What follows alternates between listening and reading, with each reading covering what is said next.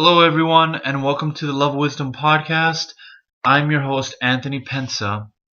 Here at the Love of Wisdom podcast, I cover information on philosophy, the importance of various philosophy in our 21st century lifestyle, and provide tips for using philosophy in our busy technological society all throughout the world.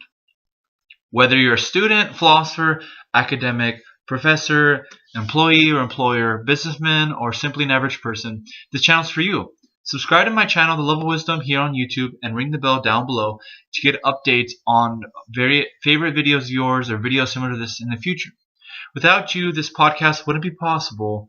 So I thank you for listening to my podcast. For without you, of course, I wouldn't be here on YouTube. With all that being said, today's podcast is focusing on cybernetics, right? The relationship between man versus machine, or simply, for those of you who don't know its definition, the science of communication and automatic control systems in both machines and living things. Recently, there's been reports on Facebook and social media over the past year. There's been plenteous amounts of videos covering robots, machines, assisting human beings in our daily lives. And I'm going to cover the relationship between both man and machine.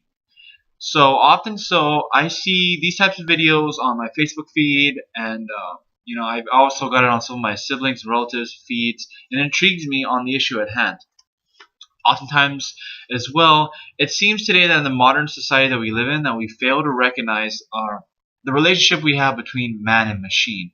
People that have with machines taken for granted all the positive things that technology brings, and never question the negative aspects that it's brought into our daily lives, workplaces, social gatherings, travels, etc.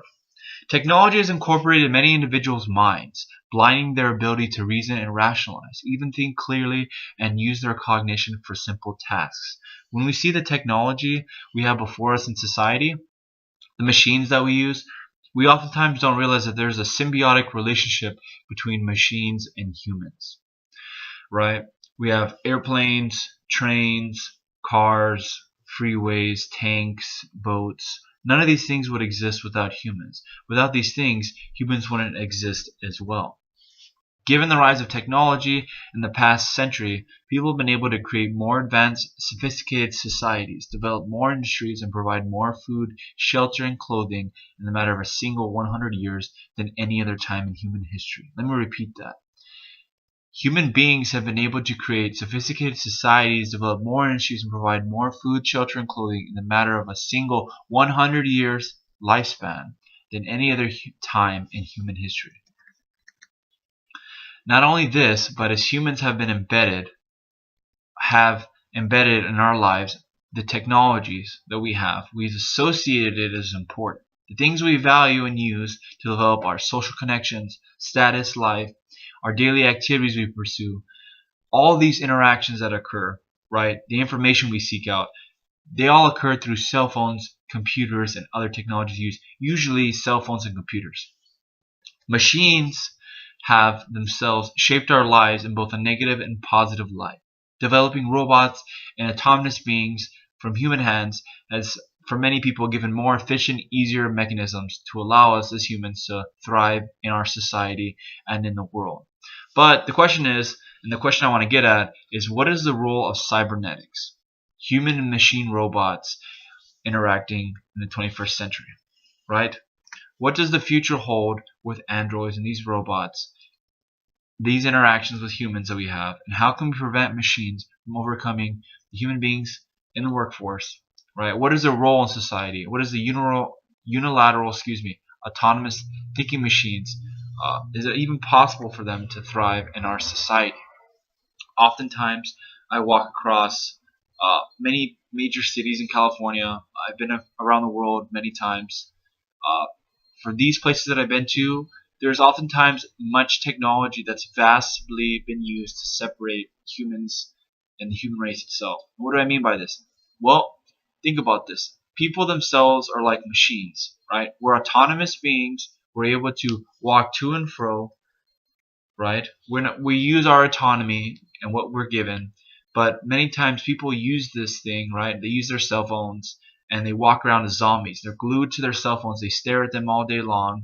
They walk anywhere in public I've seen people walking around in public streets, city centers, all across many cities that I've traveled to throughout the world, like I mentioned, and they stare at their phones and they're completely oblivious to the world around them. They walk around every day and they think that uh, they're just living their lives, doing what they're doing, but to other people, they look like complete zombies, or at least to me, and also to other people around, they just look as, in a sense, like robots, walking to and fro, not thinking, just staring at their cell phones, texting, or whatever it is that they're doing, without enjoying the environment, without enjoying the world around them.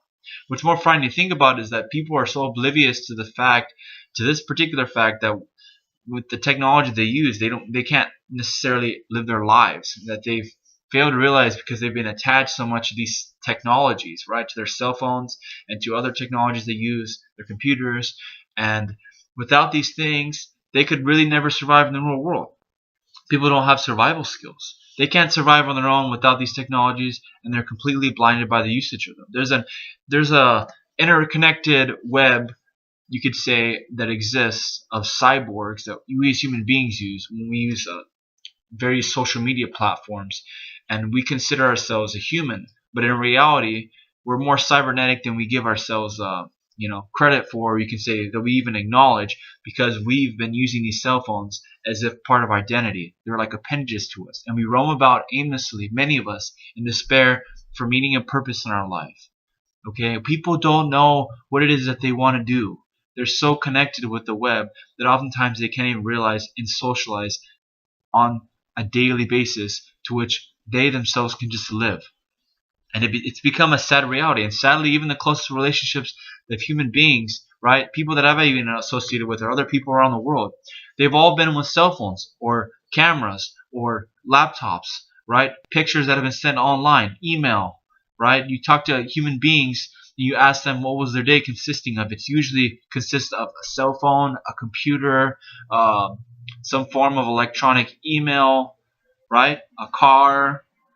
Those are all technologies that have been incorporated in our lives.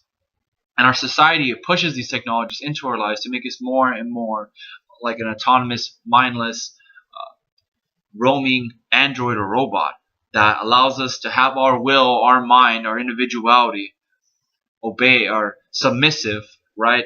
Controlled by the will of our superiors. What I mean by superiors, is that I mean those who are in power, our bosses, lawyers, doctors, those who control our lives in the sense that help us in life, but more importantly, those people who we interact with in our societies and around the world. It's important many times for us to think about, but to build these close relationships with one another without the use of technology. What I mean by this is daily interactions. People don't even interact anymore on a daily basis, right? We need to know ourselves. We need to know who it is that we are as people. We need to know our life's purpose. And we need to build upon our reality without using technology. We need, as human beings, to walk outside and smell the fresh air from time to time, given our busy lives, and remember that our lives are important and meaningful. Sure, we can adapt these to technology into our lives, but we need to lay down our cell phones, computers, and all our technologies and bask in the beauty of the world and its resources, people. It's quintessential that we as human beings develop an identity as individuals living in society that may one day allow us to thrive in an environment regardless of the technological factors that are put in place before us.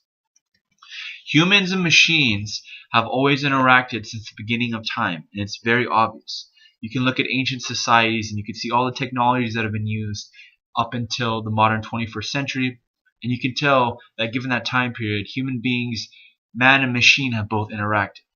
Thus, the philosophy between man and machine and its origins has been created and has been expounded upon very highly since 1965. And many publications have been used following 1965, but there's one particular case I'd like to talk about in 1965, talking about the cybernetic origins of man. And it's a very interesting book. I'm not sure many people have read it, but it's called Cybernetics and Philosophy, and it's written by a really good author. His name is Acker, I believe.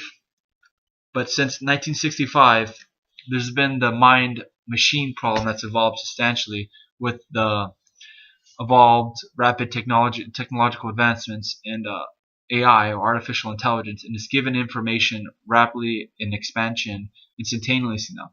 People oftentimes mistake, they may take for granted the man and machine interaction, and when we see our lives and we see the instantaneous rapid development, we mistake or take for granted the man and mind machine interaction that occurs on a day-to-day basis, right? Our actions spring from the information we use from a machine, our cell phones, our computers, all the technologies we use. There's a daily information flow that occurs. Since the 21st century, there's been a strong expansion of technology. We have a lot more technologies that are able to give autonomous beings, or you didn't even say autonomous beings, but robotic beings more autonomy. But all in all, with all this being said, right, as human beings, we're as if guinea pigs. We're slaves to these technologies in our lives. We choose rather to use them on a daily basis. And what I mean by use them is we tend to just take them and go up to the store, Apple Store, where it is that we plan on going to. We buy these technologies. We don't question what these technologies are. We're just mindless drones. We use them, and we don't question the freedoms, liberties, and choices that these technologies bring into our lives as soon as we hold them in our hands or with our eyes, right? We don't even have to ask we can even say, for example, what is it, right? Given these things, what substantiates us from a human being versus a machine, right? We have to ask ourselves these questions. What substantiates ourselves from machines' counterparts, right? Even as I say this sentence, some autonomous being is being produced that interacts with humans, that is a human being in a sense, a human being-like creature, if not already roaming on this planet that exists. Autonomous agents that have established themselves with a conscious state within our reality that walk among us, that we don't even know as human, that we think is human, but in reality are autonomous beings. And they've learned to develop with other human beings, right? And someday, and this may seem outlandish or oblivious to many people, or you can say stupid or idiotic, however you want to subscribe this, but in a sense, our lives could be like robotic, autonomous beings. May not be, or it could be something similar to the Terminator movie that occurred, but it hasn't developed as quickly in that time frame or expansion, but it can possibly occur. There's this idea from the fact that seems ludicrous to many people, but there's a serious problem that human beings could potentially one day live with robots, right? Meaning have sex with them, live in relationships with them, walk the streets with them, buy groceries with them, act as if they're human beings just like them. And one day, what we consider as science fiction is now scientific facts. Imagine the future now. If you could look at advances of technologies globally, you can see how many of these technologies are altering the perceptions and minds of individuals on a daily basis. People can't socialize, write with a pen, have conversations over the phone, or even live a happy, prosperous life. We can't even interact with our neighbors anymore for fear of being entrapped by some form of technological obstacle impeding our interactions with our neighbors. Author M. Sayer forgot to mention in his book, Philosophy and Cybernetics, he says, quote, "Given the prevalent concept of machine, however, it seems reasonable to say that machines are both incapable of deliberation and empty of content. I wish now to show, contrariwise, one, that although the decision is necessarily preceded by deliberation, choice may be indeliberate, and two, that decision, but not choice, necessarily is followed by an act of intention." Man and machines interact with one another, and there are plenty of cases that exemplify this or speak about this. Men have created machines to perform and have established a basis to predict how such machines interact in the future. Unfortunately, machines learn. Oftentimes, people don't realize this, similar to human beings. Though a machine's essence is based on predictability, running like clockwork, machines have oftentimes in the past few years demonstrated autonomous interactions. And you can Google this idea if you don't believe me, and you can search this information and research it. Please do. I want to bring this up. Artificial intelligence has surrounded in our society. And on the Joe Rogan podcast, September 6, 2018, Joe had a conversation with Elon Musk, the creator and founder of Tesla and a few other companies, about this very same issue of artificial intelligence.